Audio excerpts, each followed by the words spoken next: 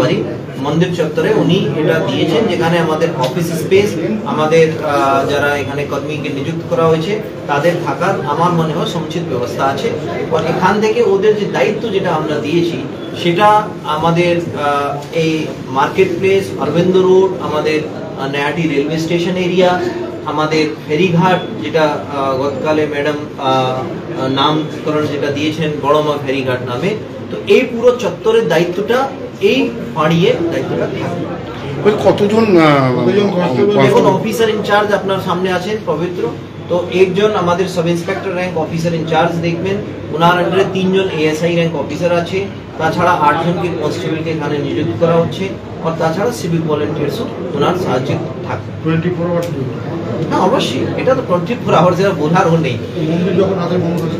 মন্দির দেখুন, মন্দির এই আউটপোস্টের কেন্দ্রে আছে, তাছাড়া মন্দিরে যখন দর্শনার্থীরা আসছে তখন তো সুরক্ষা সুনিশ্চিত করতেই হবে। তাছাড়া আমাদের মায়ের যেটা প্রতিমা আছে তার সঙ্গে গয়না ও নানা রকম আইটেমস আছে, সেই সুরক্ষার দায়িত্বটা তো 24 ঘন্টা।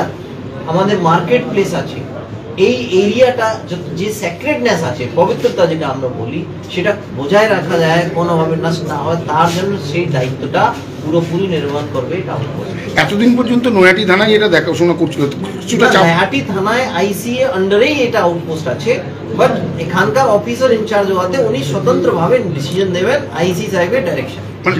নয়াটি থানার উপর একটু চাপটা কমবে, অবশ্যই অবশ্যই কমবে। আর এটা তো সবচেয়ে বিজিএস প্লেস, নয়াটি বিজিএস প্লেস, আপনারা যারা লোকাল রিপোর্টার তারা জানেন, তো নিশ্চয়ই অনেকটা আমাদের লাভটা। এখন তো পুজোর দিনটা পুরো বছর চলছে, গতকালেও তো লাইনটা এত লম্বা ছিল, গতকালেও আমি দেখলাম ইস্যুটা হলো, কিছু লোক বললো আমাকে না, আমাকে এতক্ষণ আমরা অপেক্ষা করতে পারবো না, ঠিক আছে, তো আমরা ওনাদেরকে দর্শন করে আর টাইমে বাইরেও আপনাদের দর্শন করে দিয়ে হবে। তো মহিলা পুলিশ কিংবা কনস্টেবল কিরকম মজুদ থাকবে? মহিলা, আপনি ওটা ঠিক বলেছেন, মহিলা পুলিশ কর্মী আমি এখানে, এখন এটা পোস্টিং অর্ডারে হয়নি, আমরা এখানে মিনিমাম 4 জন মহিলা পুলিশ কর্মী নিযুক্ত করবো, কেন কি বেশিরভাগ সংখ্যা এখানে মহিলারা আসেন, সেটা অন ডেপুটেশন প্রথমে করবো, কেন কি একটু থাকা ওয়াকা ব্যবস্থাটা আমরা সবকিছু দেখে নিই, তারপরে টোটাল পুলিশ পার্সোনাল কত থাকছে স্যার? যেটা দরকার হবে থানার যেভাবে কাজ করে তখন থাকবে, এটা তো আপনার বলে থাকবে না। বিভিন্ন রাজ্য থেকে জেলা থেকে আসে, তো এখানে দর্শনার্থীরা। হ্যাঁ অবশ্যই অবশ্যই, সাদা পোশাকে কেন দরকার আছে? পোশাকে থাকলে তো কোনো অসুবিধা নেই। মন্দির চত্বরে এমন জায়গায় যেখানে পোশাকে থাকাটা উচিত নয়, ওখানে নিশ্চয়ই সাদা পোশাক, বাট বাইরে যেটা আছে বাইরে দরকার নেই, আর দরকার হবে তখন ডেফিনেটলি আইসি সাহেব ওটা ডিসিশন নেবে। ঠিক আছে, থ্যাংক ইউ।